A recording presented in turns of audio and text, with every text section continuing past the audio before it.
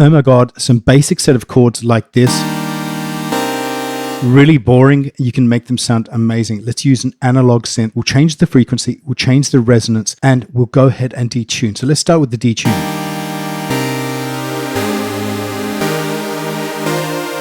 Let's reduce the frequency. Add some resonance. Now that attack is really sharp, so let's just reduce that. Let's try a different type of filter.